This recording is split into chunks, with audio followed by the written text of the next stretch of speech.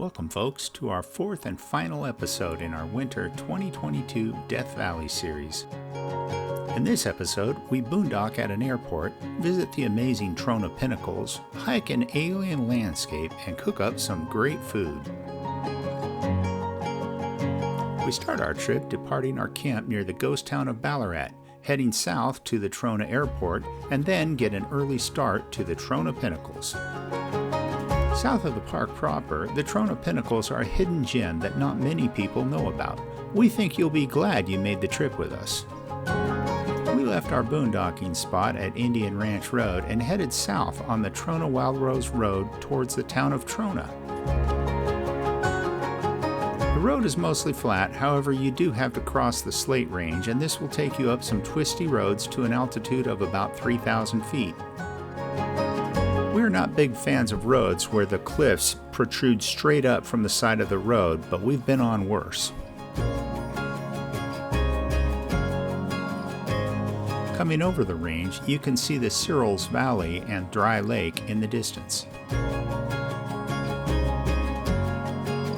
Our destination for tonight was the Trona Airport, which is a boondocker's welcome host that we had reserved earlier.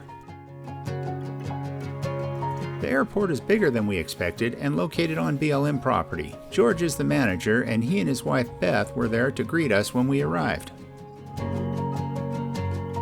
George was very helpful in getting us set up, and we could tell he ran a tight ship. He offered us water hookups and electric and didn't ask for any compensation.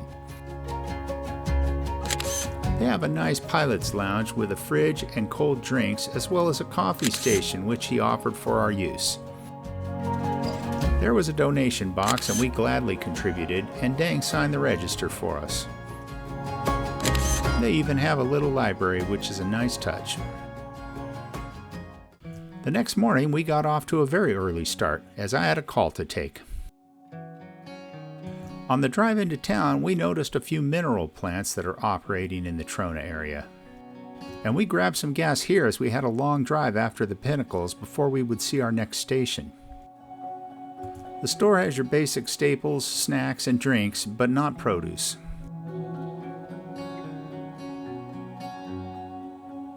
The mineral plants here primarily make soda ash, borax, potash, salt, and related minerals. Trona is actually the name of a mineral chemically known as sodium sesquicarbonate dihydrate. I'm sure glad they didn't choose to name the town that. If you have baking soda in your pantry, there's a fair chance it came from here.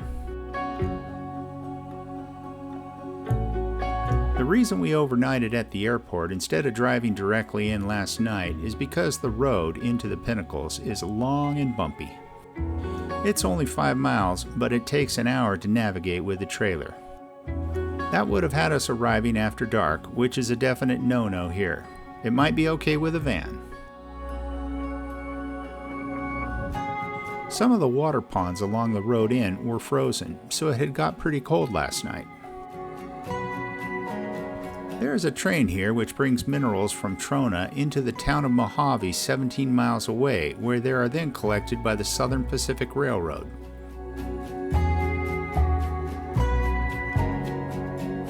As you enter the Pinnacles proper, you come to a fork in the road. We have always used the path to the right, as the dip is supposed to be more big rig friendly.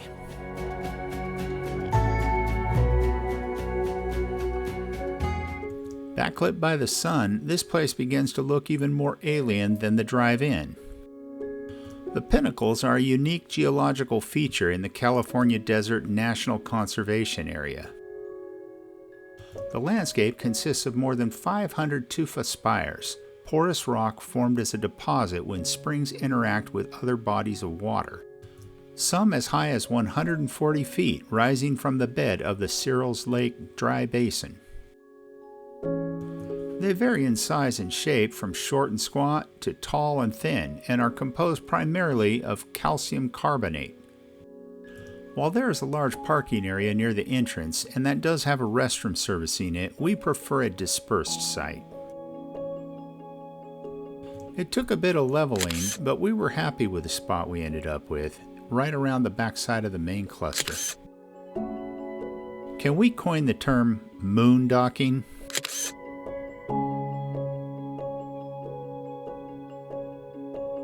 Given this is BLM land, flying a drone is perfectly legal. However, the airspace is classified as an MOA, and we frequently see military jets flying maneuvers and often very low over this area. Use extreme caution if flying your drone here. It was time to make some soft shell breakfast tacos.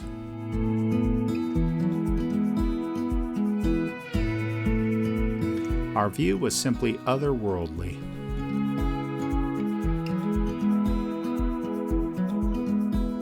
Dang decided to venture out and explore the area.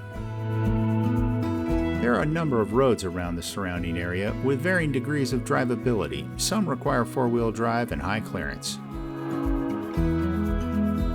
If you're driving a trailer like we are, it's probably best to stay near the main cluster. The roads around that are pretty nice.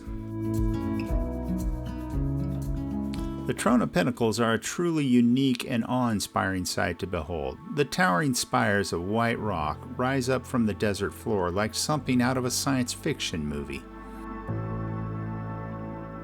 However, it can be difficult to capture the true beauty of the pinnacles on film. The scale and grandeur of the landscape is simply too much for a camera to capture. IMDb lists over 50 films that have been shot here. Star Trek V, Planet of the Apes, and some of the Westworld series, to name a few. In addition, there have been a number of music videos shot here, including Rihanna's Sledgehammer and Lady Gaga's Stupid Love, which apparently was filmed entirely on an iPhone 11.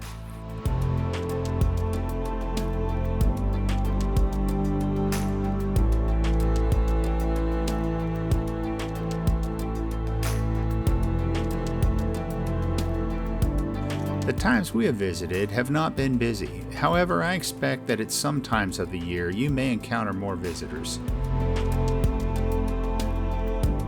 There are a good number of spots available, so most likely you will find a place to camp, though your choices may be more limited on weekends during the spring and fall. If you are in a van or tent camping, there are a lot more options in the outlying areas.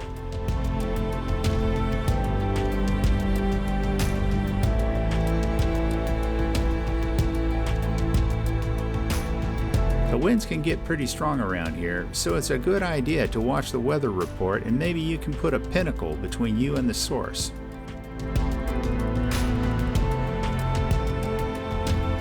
We would also suggest most people to avoid this area during the summer. It gets extremely hot here.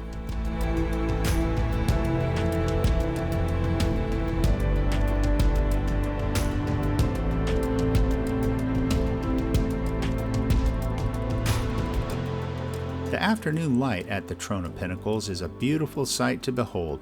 The sun shines down on the white tufa pinnacles, casting long shadows across the desert floor. The light is warm and golden, and it creates a sense of peace and tranquility. It's a great time to take a hike, take photos, or just relax and enjoy the scenery.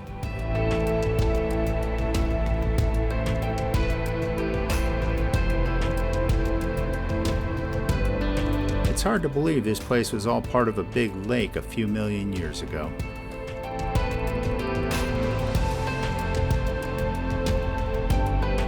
As mentioned previously, the pinnacles are made of tufa, a type of rock that is formed when calcium carbonate precipitates from water.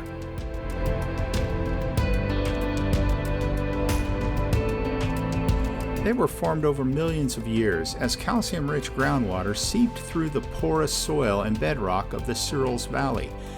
As the water evaporated, the calcium carbonate was left behind, forming a series of spires and towers.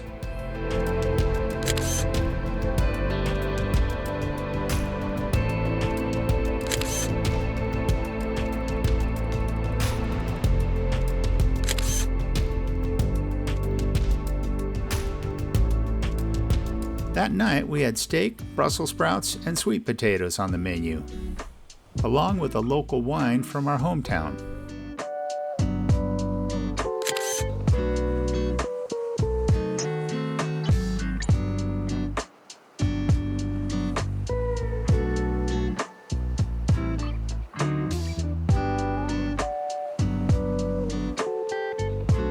The next morning we went for a hike.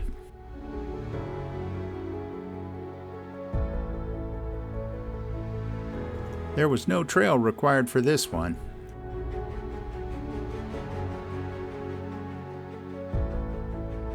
We decided to hike up one of the hills and see the view from up there.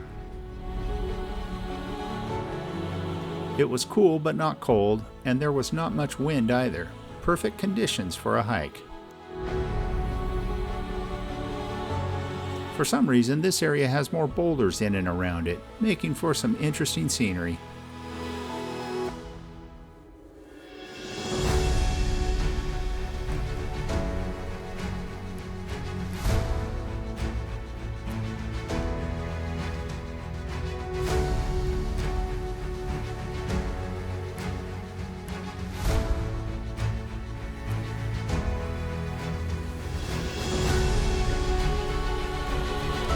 As we crested this one summit, we came to a circle of what appeared to be red beans. Neither one of us had an idea of what this might have meant. We thought perhaps it was a native offering or some part of a religious ceremony.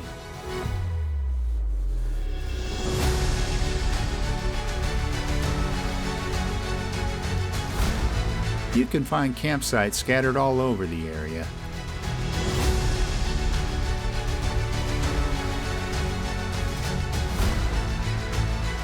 Later, we got the idea to head over to the train tracks and see if we could capture some footage of the train passing through this unique landscape.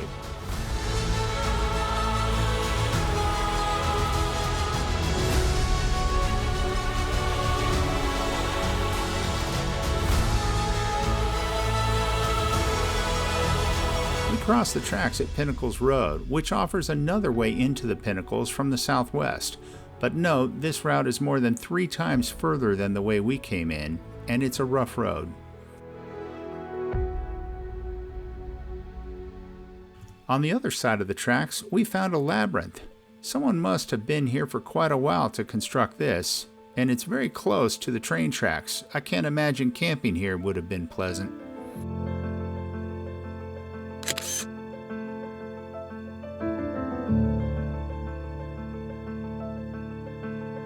Alas, the train never came. Perhaps they don't run on the weekends. We have seen it here on prior visits, but I was not able to find a schedule online that I could put much stock in. Here you can get a good overview of the roads around the Pinnacles. We look over the primary cluster where the main parking lot is located on the left, but you can see roads heading off into many different directions.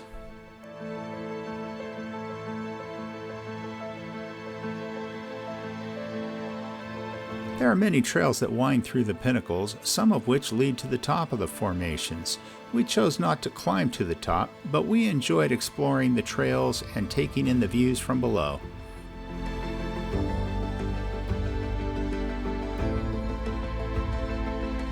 The late afternoon sun in the desert is always a sight to behold, and the Pinnacles are no exception. The golden light casts a warm glow over the formations, making them appear even more majestic.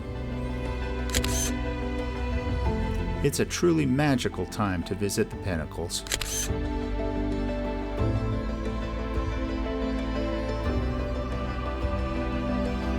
The following morning, we packed up our campsite and began the journey home to San Diego.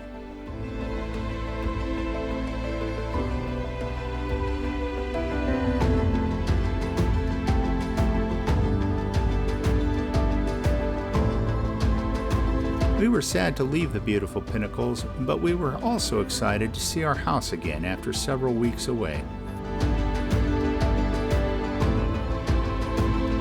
As we mentioned at the beginning of the video, the road to the Pinnacles is long and bumpy. To reduce the possibility of suspension failures, we drive it at a speed of about 5 miles per hour.